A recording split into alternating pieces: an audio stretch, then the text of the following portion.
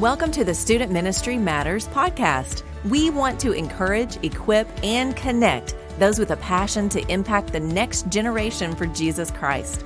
Student ministry can be a lonely place. You might even feel like you're the only one in your church or community that cares about students. Well, know this, you're not alone. People all across the country are engaging Gen Z and care deeply about the spiritual direction of these young men and women. Whether you're full-time, part-time, bivocational, or volunteer, if you have a heart for students, this is the place for you. Welcome to the podcast. My name is Dan Carson. I'm the Director of Student Ministry Matters, and we are so thrilled that you have decided to join us as we continue the conversation about student ministry. Now, on today's podcast, I have with me Zac Lee. Say hi, Zac. What's up, everybody? And we also have a special guest that we're going to introduce here in just a moment. But we're going to be talking about something a little bit different, a little bit outside of what we normally do. We have Jake Tyson. Jake is the author of a new book called Vigilante's Light. And we're going to learn more about that in just a moment. But we want to share about our partners. You know, we have a ministry partner. It's Central Baptist College of Conway, and all three of us are graduates of that school. And so it's just an important place that can make a big difference in your students' lives. So I'd encourage you to encourage your students. Let them check it out. Have them look at it. But you know what? You may be one of those part-time guys, even a volunteer that's wanting to finish up a bachelor's degree, and they can help you do that. If you need a college degree but don't have the time, the PACE program that Central Baptist College offers has a proven in-class, online, or hybrid course format and multiple degrees to fit your busy schedule. Now, we understand that you can't quit your full-time job, which is why we've developed a flexible format that has helped adults for 20 years earn their degree while working full-time. So if that interests you at all, I would encourage you to reach out to them. You can go to cbc.edu/online. You can give them a call at the college and they'll talk you through that process. But man, it is never too late to get that college education. So we would encourage you to check out CBC. Well, as I mentioned, we're going to be talking about something a little bit different. We're going to be talking with Jake Tyson about his new book, Vigilante's Light. But to get to know Zac a little bit better and to get to know Jake, even before he shares about himself, I want to ask these guys our question of the week. Our question of the week this week is, what comic book did you read as a kid? Or what was your favorite comic book character? You know, you can answer one of those. I'll start with you, Jake.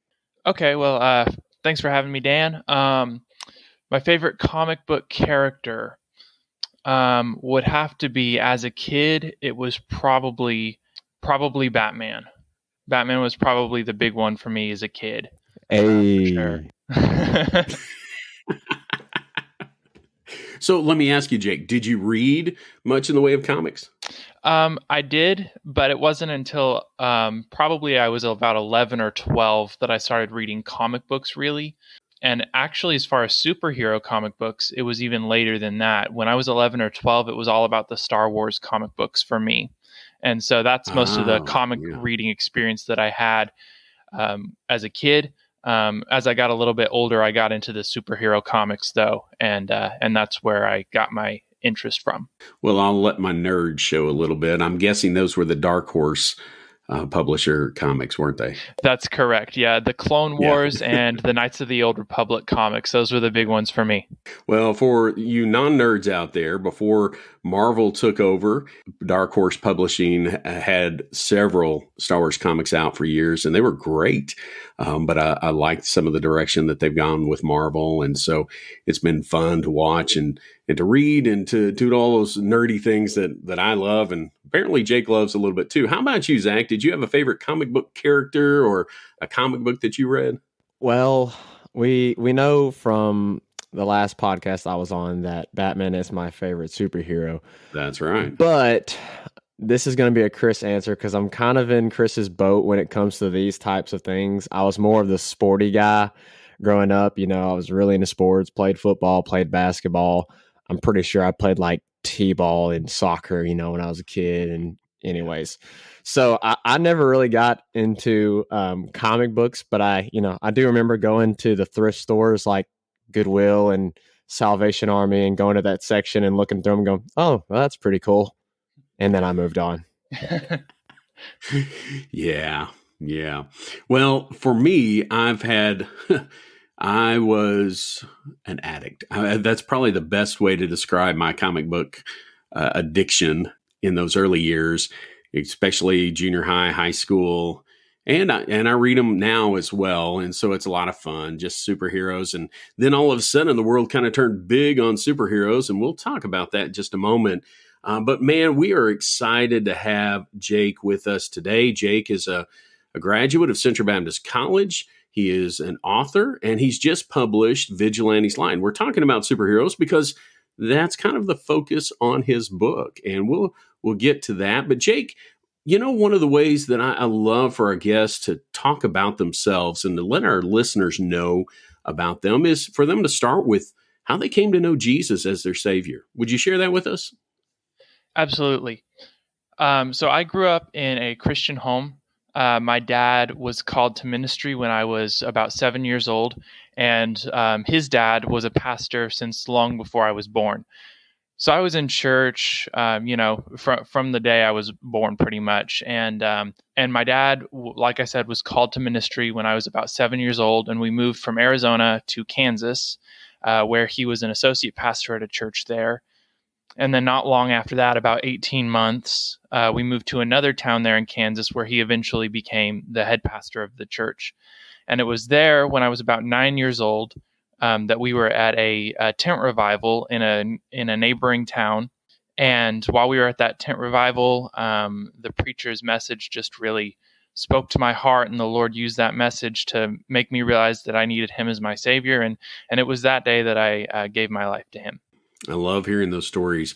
We often think of these great witness or the great testimony, rather, is that you have to have come out of this or come out of that. I love hearing about families who raised their children in a godly biblical home, and then those children followed Christ. There's something very powerful about that. Well, Jake, we don't know a whole lot about you. I'd love to know more about you. And so if you would just tell us a few things. I know that what I do know is that you've been a volunteer at the student ministry there at Oak Park Baptist Church, where Zac is the student pastor. Tell us a few more things. We moved to Conway when I was 17 years old. My dad accepted another pastoral position at Grace Baptist Church here in Conway, Arkansas. And I was, of course, a senior at the time. And so looking for colleges, I happened upon Central Baptist College. And as we'll talk about later, I already knew that I wanted to write. And so the obvious choice for me was a journalism degree. And so I applied at Central Baptist College as a journalism major. And then it was my sophomore year that I felt called to youth ministry. And so I selected that as my minor for study at CBC. Got to know Zac through that, through the student orientation staff, and through our friendship growing, we eventually ended up living together here in Conway during his senior year. One thing led to another, and then when he was called to Oak Park, he asked if I would come and join him, help in the ministry. And after some prayer, my wife Jessica and I, we were glad to do that, and we've been there ever since. Student ministry can take on a lot of forms. It's like Zac, who is full-time. That's his job. He's the student pastor there at Oak Park, or it can be a volunteer situation. It can be anywhere in between. And that's one of the reasons that we're here with Student Ministry Matters, is to help pour into those that are simply working to impact the next generation for Jesus. The reason we've got you on the podcast is because of this new book that you have just released. It's called Vigilante's Light. Tell us a little bit about that. Sure. So Vigilante's Light is it's a superhero book, but it's a superhero book that's focused on a Christian worldview.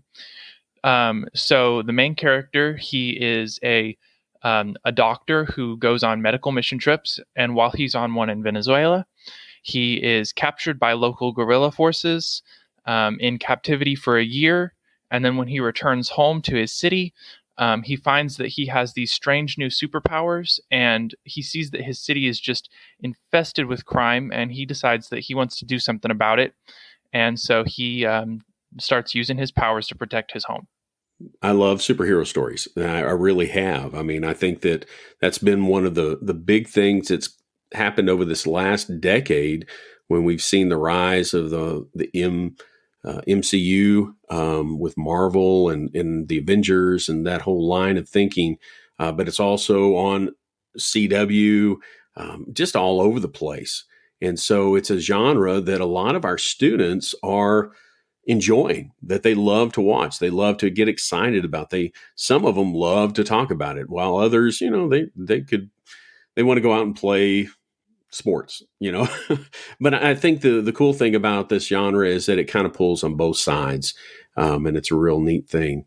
With superheroes, how can we connect that with our students? What do you find there that is impactful as you're trying to relate to students, as a volunteer in that student ministry? What do you think it is that resonates with our society right now about that whole genre? Well, there's a couple things that I think. First of all, something I found is really interesting is that even people who aren't really nerdy or who haven't like grown up with comic books, a lot of the times they still love these movies. So, for example, before the coronavirus pandemic, at Oak Park, I was teaching a Sunday night class that we were calling Dig. And sometimes before the class, I would just, talk to some of the students, get to know them a little better, ask some things just about that they were interested in. And even the ones who were involved in sports or band, things like that, when Avengers Endgame was in theaters, they were all talking about it. They were all so excited to be going to see it. And I think there is something to be said for that these superheroes resonate even with people who aren't, typically quote unquote nerdy.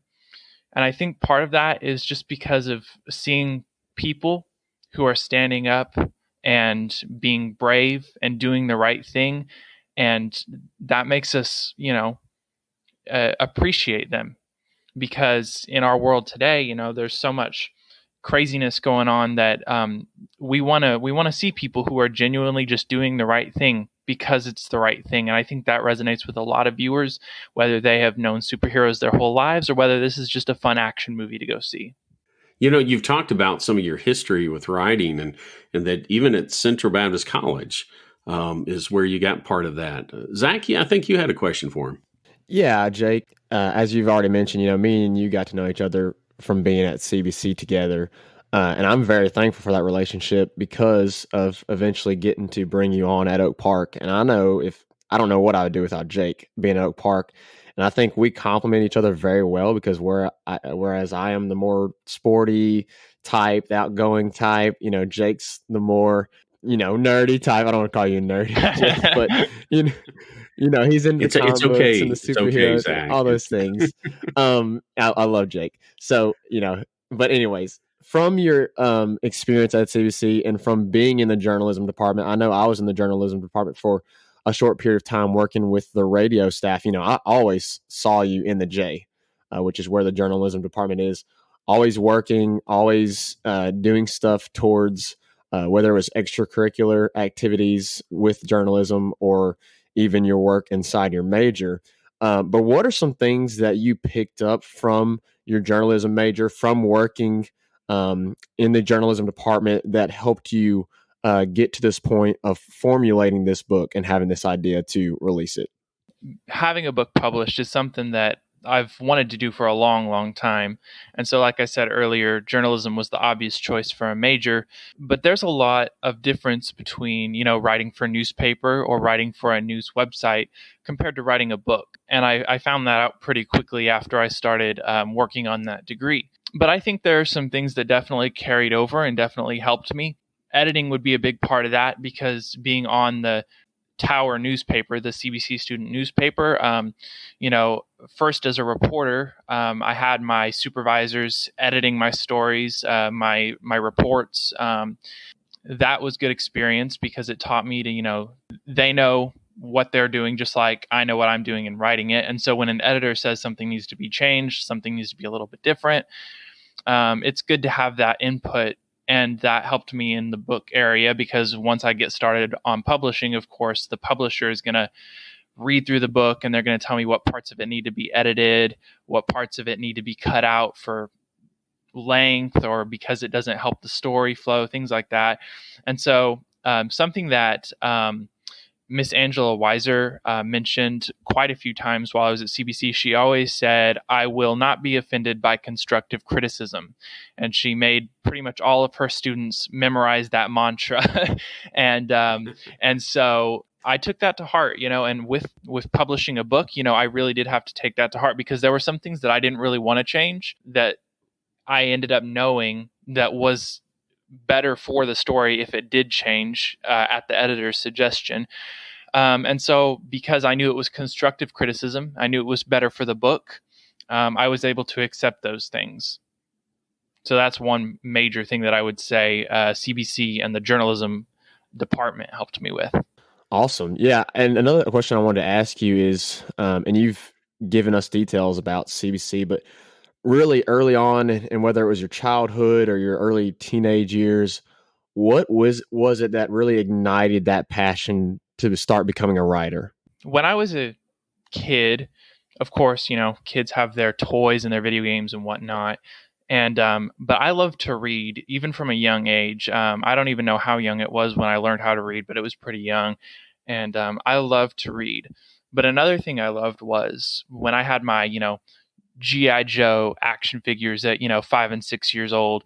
I wasn't just like beating them together like they were two guys hitting each other. I was coming up with these storylines for these, action figures I was playing with, even at a young age. And as I got a little bit older, got into Star Wars and Transformers a little bit, and that's how it always was. Sometimes I would spend more time setting up this storyline than I actually did playing with the toys. And as I got older and developed out of that toy stage and got into video games and got into other stuff like that, storytelling drive always stuck with me. And so I think I was pretty young, probably 9 or 10, maybe 11, when I realized, hey, I want to do this for a living. I want to write stories that other people are going to read, that don't just play out in my head or that don't just play out when I'm playing with my brothers. I want to write something that everybody's going to read. And so that really drove me. And from even that young age, I knew that I really wanted to be an author one day. It's funny that you mentioned those early days of playing with action figures and in creating stories. Even you may not have written them all down, but you were creating stories that were going on. I did something similar. I've been in photography since I was 13, but it was even taking pictures before that. And I used to have, and I'll show my age here because we all know I'm the old man on the podcast. I took my original Star Wars figures from 77 to 84 in that range, and I'd set them up and I would shoot pictures of those with my camera. And it was just kind of funny that you said something similar with your stories. That it's funny how kids and toys and play are so vital to kind of who we become. Now, my wife would completely agree. She's a play therapist, and so she works with kids and families and emotional things, all centered around this idea of play. And it's a powerful tool, and so it is something that can be useful. And so if you are a parent or looking at being a parent, just think about that. Remember, that's some of the stuff that is going on. Well, one of the other things that I really wanted to ask and talk about in this podcast was, how do we encourage students that were like you, who had stories to tell, or paintings to create, or sculptures, or music? There's a whole side. If you are in the Enneagram, maybe you're a 4, I don't know. My son falls into that category. And, it's that creative. How do we encourage the creatives in our student ministry to use those skills, those talents for Christ? What do you think, Jake? That's a great question. This may be a little bit of a stereotype, but it's true for me. I know that a lot of creative people are pretty introverted. That's not the case with all of them. There are some very extroverted creatives out there. But my experience with a lot of the creative minds that I know is that they've been pretty introverted. So I think the first step is really getting to know them, because this was certainly the case for me, being in a youth group. I I didn't really broadcast my desire to write or my talent for writing to my peers necessarily. It wasn't something that I talked about a whole lot, except for ones who had a similar passion, a similar drive. My brother, whose name is also Zac, he is also a writer like me. And so we talked about that a lot. We only have 2 years age difference between us. At my dad's church in Kansas, there was another guy that we were friends with close to our age, and he also had that desire and that creative talent. And I think that because of that introverted stereotype, but it also being somewhat true, I think the first step is definitely getting to know the students, finding out which ones may have something like that, because we may not even know, whether that creative aspect is writing or photography, painting, drawing, whatever the case may be. The first step is definitely getting to know them, finding out that they have that talent in the first place. And we've talked about it before, is part of our job as student ministry workers is relationships. And we have to dig a little deeper, ask those questions, and even talk to the people around our students. So if we're having trouble finding that then we talk to a parent, we talk to some of their friends, and look for those opportunities. Do you have any other ideas and other concepts with this? I think that just supporting them, once you do find that out, supporting them in their ventures. So, for example, if they are into photography, as the example you gave, if they have some kind of photography session going on, Central Baptist College every semester hosts what they call Gallery X. And it's where photography students get to put on display some of their works. And so, of course, that's in college, but even in high school or as extracurricular, they may have things like that, whether it's putting their photography on display or whether it's, something that they painted that goes in a gallery somewhere. Showing support for that, being the one to show up, just like we would show up for a student's basketball game or band concert, show up for those things too. Zac, let me ask you the same sort of question. If you've got students that are creative, can you think of some other ways that we can help encourage them to use those skills and talents for Christ? For sure. So for me, as my mind is thinking on that thing, my mind automatically goes to creating events that would cater to those students.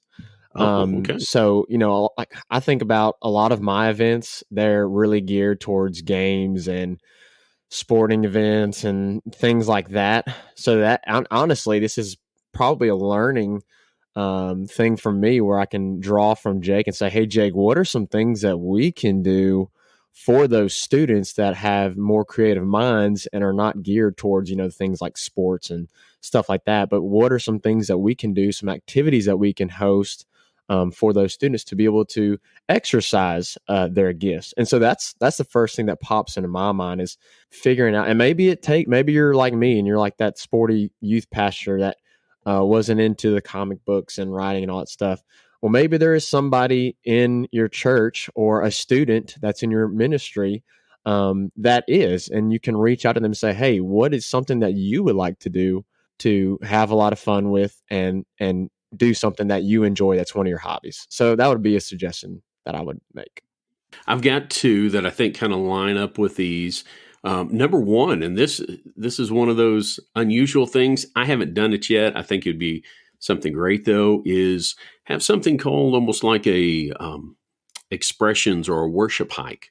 And you take your group out, and you've got some that are writers, some that are artists, some that are photographers.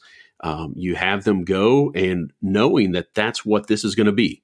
It's going to be that type of hike. We're going to walk slowly. We're going to sit. We're going to create. We're going to do those type of things and then share those things. You can do that through your church's Facebook group. You can even put on a presentation on a Sunday night or some secondary service to where those students can actually share some of those worship impressions that they've gotten from this type of hike. So I think that's one way. I think the other way is just simply engaging them in kind of the week-to-week ministry. So if they have a talent for filmmaking, man, get them involved in making promo videos for your student ministry. If they like to write, get them writing and then encourage them to actually speak those words. So if they are a poet, they can do some of those things during your weekly presentation if they're worshipful and they fit. Now, of course, we want to always be sure that we're biblical and all of those things, but it is really important to engage them early so that they don't go off to college and then leave college and think, well, I do my creative thing over here and then I do my sacred thing over there.